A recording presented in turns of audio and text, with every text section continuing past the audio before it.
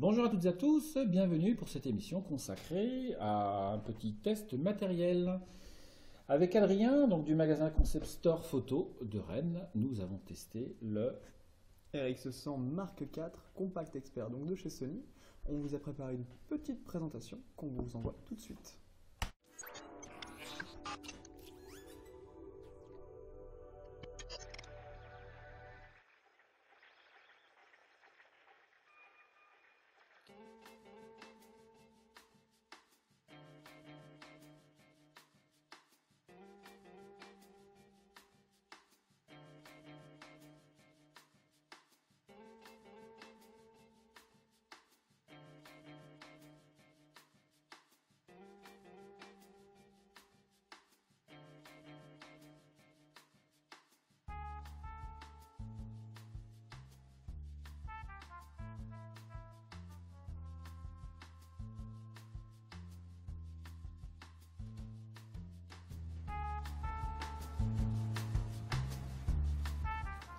Bonjour à tous, aujourd'hui je vais vous présenter le RX100 Mark IV, un compact expert de chez Sony.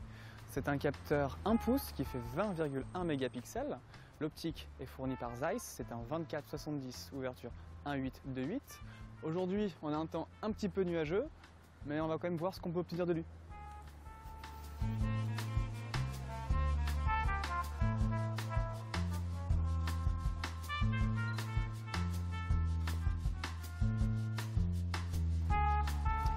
Côté ergonomie, sur le dessus, on retrouve un viseur escamotable électronique de 2,3 millions de pixels, donc un viseur qui est très bien fourni. Juste à côté, un flash pop-up qui permet de déboucher les ombres. Le mode de sélecteur de prise de vue avec les modes classiques, manuel, priorité ouverture, priorité vitesse, le mode programme, mode scène, des modes créatifs, bref, tout plein de choses. Sur le devant, on a une bague de molette qui permet de sélectionner les ISO, la balance des blancs, pareil, les fils créatifs, c'est vraiment personnalisable. Sur le derrière, une autre molette encore, donc on a une double molette sur ce modèle, ou pareil, ouverture, ISO, obturation, au choix. Derrière, on trouve l'écran basculable à 180 degrés, qui permet de faire de la plongée, de la contre-plongée, du selfie, c'est au choix. Voilà. Et donc on retrouve tout ça dans un modèle qui est vraiment extrêmement compact, c'est-à-dire qu'en plus, il rentre même dans une poche.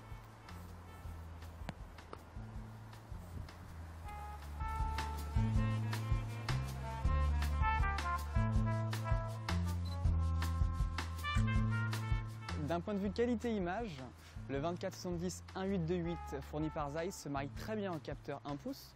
C'est un capteur qui est vraiment très sensible, il va de 80 à 12 800 ISO. On a une qualité d'image excellente jusqu'à 1600 ISO. Après, les processeurs font leur traitement et ils se débrouillent vraiment très bien.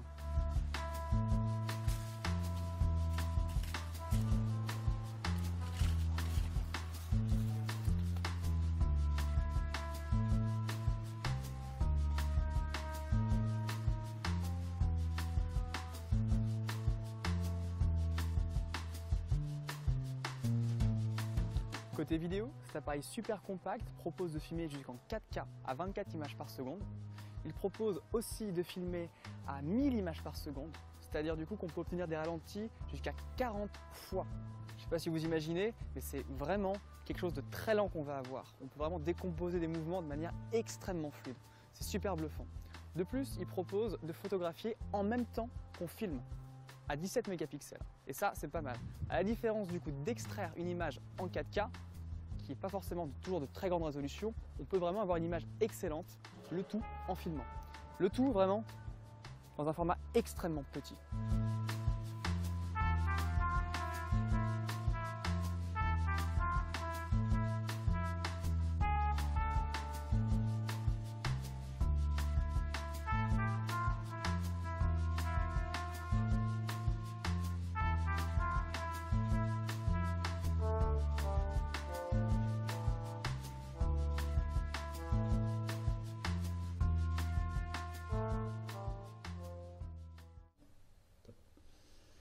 Voilà pour la petite présentation de ce Compact Expert.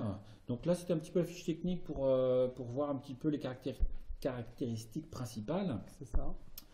Alors, qu'est-ce qu'on peut dire, Adrien, de ce compact expert? Ce qu'on peut dire, c'est qu'il dépote. Il dépote carrément parce qu'il est vraiment dans un format qui est réduit, comme je l'ai répété à plusieurs reprises. Le capteur 1 pouce aussi vraiment permet une montée en ISO qui est super bluffante. On a quelque chose qui est comparable à la FX d'entrée de gamme en termes de qualité d'image. Ça peut vraiment du coup être un boîtier qui est en complément à un boîtier principal. Sinon, un super boîtier pour se balader, voyager, effectivement, tout en gardant le format qualité. compact, c'est vraiment, je pense, sa grande qualité. Alors forcément, la qualité d'image est irréprochable, on peut le dire, hein, c'est vraiment la grande qualité. Et le format compact, moi, j'adore. Tu n'es pas le seul. C'est vraiment, en plus, il est très beau, hein, avec les petits... alors on peut peut-être le montrer de plus près, voilà, en montrant un petit peu justement ce format compact. Rien ne dépasse, hein, tout est vraiment joli. L'écran prend vraiment toute la façade arrière, en laissant la place bien sûr aux commandes. Et le petit Mais sortie. il est vraiment très très joli. Ça, je pense que c'est un gros point, cette qualité, toutes ces qualités esthétiques justement, quoi. Il est vraiment très joli. Premier bon point, on va dire. Premier bon point, et il y en a d'autres du coup. On a parlé du coup du viseur, le viseur qui est vraiment très bien fourni. Ouais. On a vraiment une image qui est... c'est vraiment assez incroyable. Le résultat aussi en direct des viseurs électroniques, c'est super pratique. Ça aussi, ça change vraiment la méthode de prise de vue. On n'a pas à se poser la question comment je suis à regarder. Ça va dépendre un petit peu des personnes du coup. Ça évidemment, c'est libre à chacun. Moi, je sais que j'apprécie vachement ça. On a vraiment quelque chose de lumineux et clair. Ouais, parce que moi j'avais testé, alors pareil, quand on regarde la taille, on peut peut-être montrer aussi la taille du viseur électronique, parce qu'il est encastré, incrusté dans ce boîtier, et malgré sa taille qui a l'air vraiment toute petite, c'est vraiment d'un grand confort de visée. On a une grande salle qui est cachée derrière. Ouais, c'est un peu ça. C'est vrai que donc l'écran, en fait, malgré sa petitesse, on voit super bien l'intérieur. Il n'y a aucun scintillement, et il y a plein de données en plus de niveau, de machin, de trucs, etc. On se croirait un petit peu dans un cockpit d'avion. Et heureusement, pour certains, on peut aussi choisir ce qu'on va afficher ou non. Parce que certains vont préférer plutôt avoir quelque chose de sobre avec pas beaucoup d'informations, ou au choix, tout affiché. Top.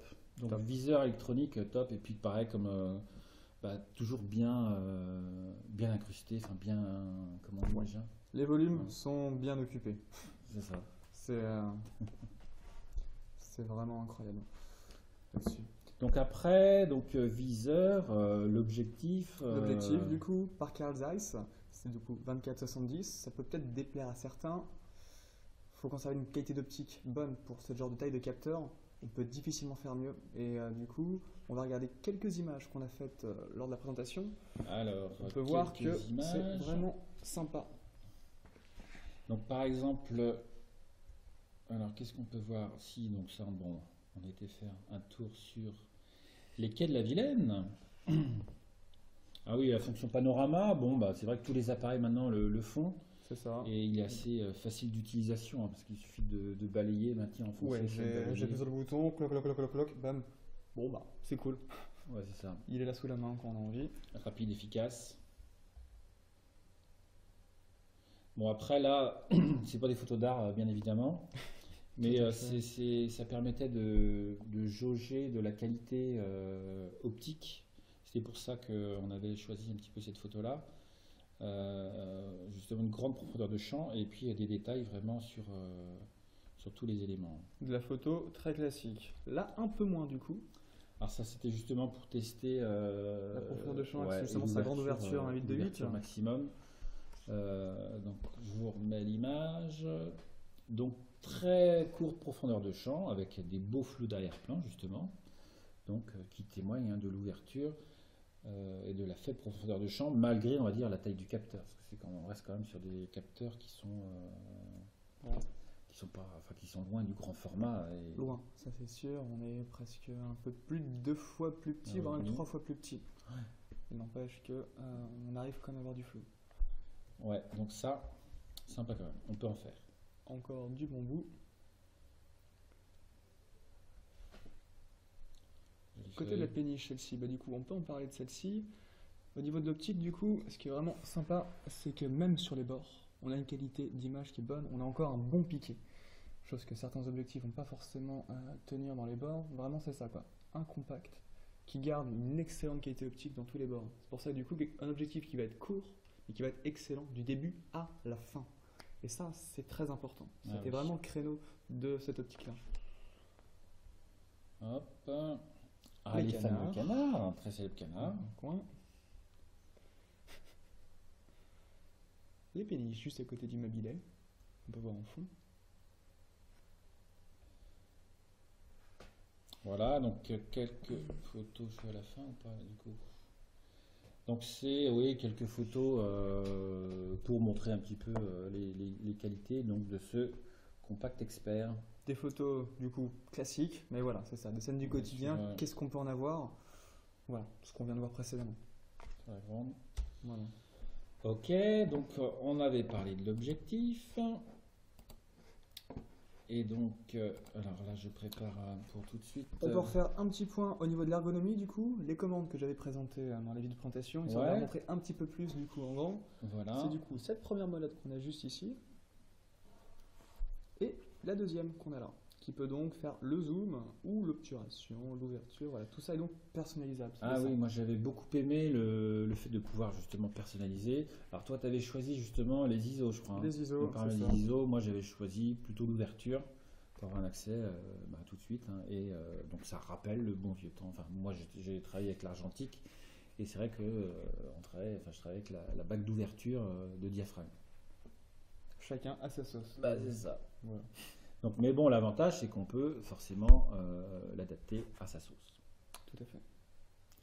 Donc, bague d'ouverture, le petit flash qui est toujours présent. Petit flash pop-up, quick, et qui se replie. Donc, ça, c'est permet de déboucher les ombres. Hein, c'est pour les situations un peu d'urgence. Il a le mérite d'être là toujours, vu sa taille. C'est toujours ce qui est impressionnant pour ce boîtier. Voilà. L'écran, donc, qu'on a parlé tout à l'heure. Ouais, l'écran est quand même très joli. Tout à fait. Très bien défini. Combien de millions de pixels déjà? 1,3 million de pixels. On peut vraiment avoir un aperçu d'image qui est excellent et qui donne un très très bon aperçu. C'est vraiment sympa. Vraiment sympa. Toujours qu'on peut le mettre à 180 pour regarder du coup en temps réel ce qu'on filme, ce qu'on photographie, au choix du coup. Ouais, c'est ça, au niveau vidéo, il a quand même de très grandes performances. Ouais, tout à fait, du coup, on va pouvoir voir un exemple. Ouais. Les images à 1000, les vidéos à 1000 images par seconde, pardon. Donc on va regarder un petit extrait, petite démonstration. Voilà, voilà. Donc ça, c'est une mouette. Ou un goéland. Au choix, je ne sais pas, ce n'est pas grave. En tant que breton, tu n'es pas spécialiste des goélands. Hélas, non, du coup, on peut voir vraiment que le mouvement battement d'aile est super bien décomposé, c'est ça. Même sur une abeille, un bourdon plutôt, c'est un bourdon. C'est un bourdon. C'est un bourdon, merci. On peut voir vraiment, on peut même presque l'avoir juste un battement. Ouais. C'est pas mêlé, c'est vraiment. Enfin, c'est fluide. C'est fluide, c'est ça. Ah ouais. Comme je l'avais dit, c'est vraiment super fluide. C'est impressionnant. Je pense que c'est un peu sur les premiers appareils, on peut avoir une telle définition, enfin telle fréquence d'image.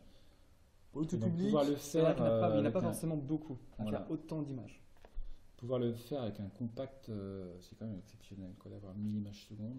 Et c'est vrai que ça fait des super beaux ralentis, quoi. Donc pour les amateurs de vidéo, on est à 1000 images par seconde, parce que les autres séquences, c'était pas forcément tout à 1000. Donc là, on est bien à 1000, comme c'est indiqué juste en bas à droite. C'est beau. Voilà, ce silence. En dit long. En dit long. Donc voilà ce qu'on peut dire sur la qualité vidéo. Je crois qu'on a fait le tour sur un petit peu tout ce qu'on voulait vous présenter, en tous les cas, pour les premiers tests.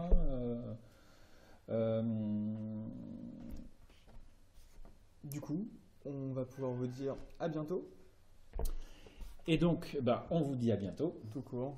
Et voilà, et puis on sera content de tester, en tout cas d'essayer de vous présenter un autre appareil avec grand plaisir. Et qu'on se retrouve donc très prochainement.